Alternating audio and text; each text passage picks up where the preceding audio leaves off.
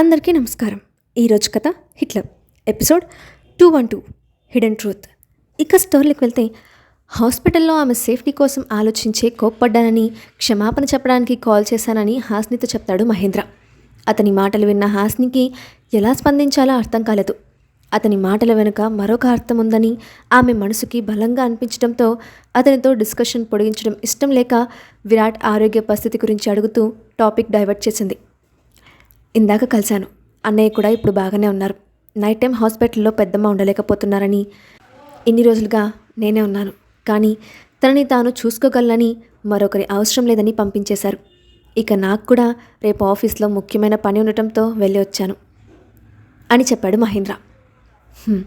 వీలైతే నాకు కాల్ చేయమని విరాట్ గారికి చెప్తారా? ఎలాగో చూసే భాగ్యం లేదు. కనీసం కాల్ మాట్లాడితే అయినా నా మనసు ప్రశాంతంగా ఉంటుంది. వీలవుతుందా అని సంశయంగా అడిగింది హాస్ని. రేపు మార్నింగ్ హాస్పిటల్కి వెళ్ళినప్పుడు నేను చెప్తాను. నువ్వు మాత్రం ఎలాంటి రిస్క్ పనులు చేయకు అని మరొకసారి చెప్పాడు మహేంద్ర. Okay, thank you. ఇప్పటికే చాలా ఆలస్యం అయిపోయింది, ఇక ఉంటాను అని కాల్ కట్ చేసింది హాస్ని. బెడ్ మీద కూర్చొని జరిగిన విషయాల గురించి ఆలోచిస్తూ, మీరు స్పృహలోకి వచ్చిన తర్వాత కూడా నన్ను గుర్తుపట్టలేదా? లేదా నేను గుర్తుకు రాలేదా విరాట్ గారు? మీతో మాట్లాడాలని ఎంత ఆతృతగా ఎదురు చూస్తున్నానో తెలుసా? ఎందుకు ఇప్పటి వరకు కాల్ చేయలేదు? మీ అమ్మగారు చెప్పినట్టే మీకు నా మీద కోపంగా ఉందా అని బాధగా అనుకుంటూ నిద్రలోకి జారుకుంది. హాస్పిటల్కి చేరుకున్న అనసూయ గదిలోకి వచ్చేసరికి సీరియస్గా ఆలోచిస్తూ కనిపించాడు విరాట్. నిద్రలేచి ఎంతసేపు అయింది విరాట్? ఎక్కువసేపు రెస్ట్ తీసుకోవాలని డాక్టర్ చెప్పారు కదా, ఎందుకు అలా కూర్చున్నావు? కాసేపు పడుకో అని చెప్తూ అతని దగ్గరికి వచ్చింది. ఆమె వెనకానే లోపలికి వచ్చిన కావ్య, ఫైనల్లీ నువ్వు కళ్ళు తెరిచావు. ఇప్పుడు నీ ఆరోగ్యం ఎలా ఉంది విరాట్? ఇన్ని రోజులుగా నీ గురించి నేను ఎంత ఆందోళన పడ్డానో తెలుసా అని ఎమోషనల్గా మాట్లాడుతూ బొట్టు కన్నీరు కార్చింది. ఆమె మాటలు విన్న విరాట్ ఒక్క క్షణం ఆమె వైపు పరీక్షగా చూసి మొహం తిప్పేశాడు. ఆ చూపుకి తడబడిన కావ్య, నా మీద కోపంగా ఉన్నావా విరాట్? గత 2 రోజులుగా నా ఆరోగ్యం అస్సలు బాగోలేదు, అందుకే హాస్పిటల్కి రాలేకపోయాను, ఏమనుకోకు అని తన మీద తానే జాలి చూపించుకుంది. నో ప్రాబ్లం, ఇక్కడ ఎవరూ ఉండాల్సిన అవసరం లేదు అని సూటిగా చెప్పి ఆలోచనలో మునిగిపోయాడు విరాట్. ఆ క్షణం అతని మనసులో కళ్ళు తిరిగి పడిపోవడానికి ముందు తనను హక్ చేసుకున్న కావ్య రూపం మెదిలింది. ఆమెతో తనకున్న రిలేషన్ గురించి ఆలోచిస్తూ మౌనంగా ఉండిపోయాడు. నిజానికి అతనికి స్పృహ వచ్చిన తర్వాత మొదటగా తనను తాను తెలుసుకోవడానికి ప్రయత్నం చేశాడు, కానీ తన పేరు కూడా తనకు గుర్తుకు రాలేదు. అయితే అందరితో పాటు పొడిగా మాట్లాడుతూ సీరియస్గా ఉంటున్న విరాట్ బిహేవియర్ ఆపరేషన్కి ముందు కూడా అలాగే ఉండేది కాబట్టి వాళ్ళకి అతని ప్రాబ్లం గురించి తెలియదు.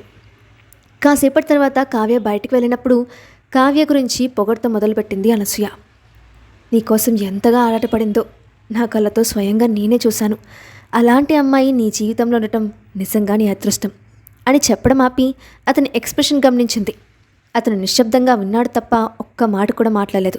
అది మాత్రమే కాకుండా కళ్ళు తెరిచిన దగ్గర నుండి హాస్ని గురించి అడగకపోవడం ఆమెను మరింత ఆశ్చర్యానికి గురిచేసింది. పోనీలే, ఇప్పటి వరకు హాస్ని గురించి అడగలేదంటే తన మీద విరాట్కి కోపం ఉందనే కదా అర్థం. ఇది ఇలాగే కంటిన్యూ అయితే విడాకులు ఇవ్వడం ఖాయం. అప్పుడు కావ్యతో పెళ్లికి ఒప్పిస్తే సరి అని పగటి కలలు కనడం మొదలుపెట్టింది అనసూయ. ఆ రాత్రి చెకప్కి వచ్చిన డాక్టర్ తలనొప్పి ఏమైనా వస్తోందా అని అడగడంతో ఆలోచిస్తున్నప్పుడు కొంచెం అసౌకర్యంగా అనిపిస్తోంది అని చెప్పాడు విరాట్.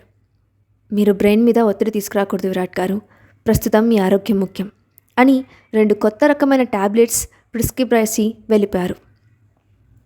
అర్ధరాత్రి వేళ అనసూయ వెళ్ళిపోవడంతో ఒంటరిగా మిగిలిన కావ్యాన్ని చూసి, ఇంటికి వెళ్లకుండా ఇక్కడేం చేస్తున్నావు అని ప్రశ్నించాడు విరాట్. నాకు నిన్ను వదిలి వెళ్ళాలని లేదు విరాట్. అర్ధరాత్రి నీకేమైనా అవసరం వస్తే ఎవరిని అడుగుతావు? అందుకే నువ్వు రికవరీ అయ్యే వరకు నీకు తోడుగా నేనే ఉంటాను అని కళ్ళల్లో ప్రేమను కురిపిస్తూ అడిగింది కావ్య. ఆమె ఇక్కడ ఉంటే తనతో ఉన్న రిలేషన్ మీద ఒక అంచనాకు రావచ్చన్న ఉద్దేశంతో ఒప్పుకున్నాడు విరాట్. అతని ఉద్దేశం తెలియని కావ్య ఆ స్పందనకి షాక్ అయిపోయింది. లోపలే మురిసిపోతూ ఆ గదిలో ఉన్న సోఫాలో హాయిగా నిద్రపోయింది. ఆమె గాఢ నిద్రలోకి వెళ్ళిందని నిర్ధారించుకున్న తర్వాత విరాట్ తన పిల్లో కింద ఉన్న ఒక రింగ్ డైమండ్ ఉంగరాన్ని బయటకు తీశాడు. ఈ ఉంగరం ఎవరిది? ఇక్కడికి ఎలా వచ్చింది? దీన్ని పట్టుకుంటే మనసులో తెలియని భావం కలుగుతోంది. కోల్పోయిన పెన్నిది తిరిగి వచ్చినట్లు అనిపిస్తోంది అని తనను తానే ప్రశ్నించుకున్నాడు. సమాధానం దొరక్కపోగా తలనొప్పి రావడంతో టాబ్లెట్ వేసుకొని పడుకున్నాడు. కలలో ఒక అమ్మాయికి తాళి కట్టినట్టు ఆమెతో సంతోషంగా ఉన్నట్లు కనిపించింది. కానీ ఆమె ముఖం మాత్రం కనిపించలేదు. ముఖం చూడాలని ఉలిక్కిపడి లేచిన విరాట్కి పక్కనే కావ్య కనిపించింది. ఆ అమ్మాయి కావ్యనా అని పోల్చి చూశాడు. కానీ కలలో కనిపించిన అమ్మాయి మణికట్టు మీద ఉన్న పెసరగింజంత పుట్టుమచ్చ కావ్యకు లేకపోవడంతో ఆమె కాదని నిర్ధారణకు వచ్చాడు. మరుసటి రోజు కావ్య ఇంటికి వెళ్ళి ఫ్రెష్ అప్ అయ్యి వచ్చేసరికి విరాట్ వాకింగ్ చేస్తున్నాడు. ఎందుకు ఇలా చేస్తున్నావు విరాట్? నువ్వు ఇంకా రికవరీ అవ్వలేదు కదా అని చిరుకోపంతో అతని చేయి మీద పట్టుకుంది కావ్య. విరాట్ తన చేయి విసిరి కొట్టకపోవడంతో ఆమె ఎంతో సంతోషపడింది. కానీ విరాట్ ఆమె పట్టు నుండి చేయి విడిపించుకొని బెడ్ మీద కూర్చున్నాడు.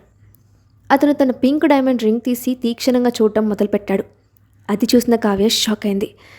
ఇది హాస్ని ఉంగరం కదా, ఇక్కడికి ఎలా వచ్చింది అని మనసులో అనుకుంటూ ఏమీ ఎరగనట్టు ఈ ఉంగరం ఎవరిది విరాట్ అని అడిగింది. ఆమె ప్రశ్నకు అతనికి కావాల్సిన సమాధానం దొరికింది. ఈ ఉంగరం కావ్యది కాదు. మరుసటి రోజు ఉదయం హాస్ని విరాట్ని చూడాలని హాస్పిటల్కి వచ్చింది. మెయిన్ గేట్ దగ్గర బాడీగార్డ్స్ ఉండటంతో బాల్కనీ వైపు వెళ్ళింది. అక్కడ వరండాలో నిలబడిన విరాట్ కనిపించడంతో ఆనందంతో విరాట్ అని పిలుస్తూ చేతులు ఊపింది.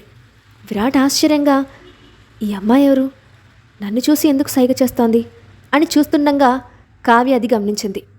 బాబోయ్, విరాట్ కనుక తన్ని చూస్తే నా ప్రయత్నాలన్నీ వృధా అయిపోతాయి అని కంగారు పడుతూ విరాట్ ఎండలో ఉండటం మంచిది కాదు, లోపలికి పదా అని అతన్ని తీసుకెళ్ళిపోయింది.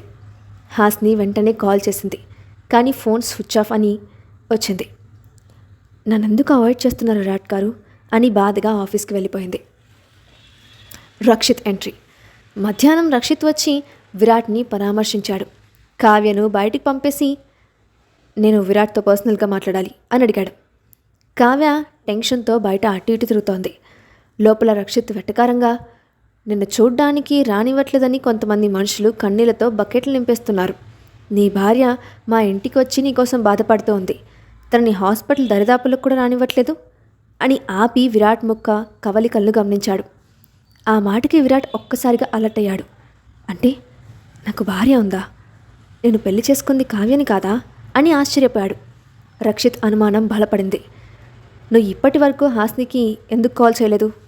వెంటనే మాట్లాడు అన్నాడు. ప్రస్తుతం నేను రికవరీ అవ్వలేదు, తనతో తర్వాత మాట్లాడతాను అని మొహం మీద ఏ ఎక్స్ప్రెషన్ లేకుండా చెప్పాడు విరాట్. రక్షిత్కి కొత్త అనుమానం వచ్చింది. నేనిప్పుడు ఎవరి గురించి చెప్పానో తెలుసా? ఆ వ్యక్తి పేరేంటి? తనతో నీకున్న రిలేషన్ ఏంటి అని సూటిగా ప్రశ్నించాడు. విరాట్ అయోమయంగా చూస్తూ నువ్వు ఇప్పుడు మాట్లాడింది నా భార్య గురించే కదా, తన పేరు అని ఆలోచిస్తూ ఆగిపోయాడు. ఇంతకీ విరాట్ తన భార్య పేరు హాస్ని అని చెప్తాడా? మెమరీ లాస్ విషయం రక్షిత్కి తెలిసిపోతుందా? హాస్ని పరిస్థితి ఏంటి? నెక్స్ట్ పార్ట్లో చూద్దాం. Thanks for watching.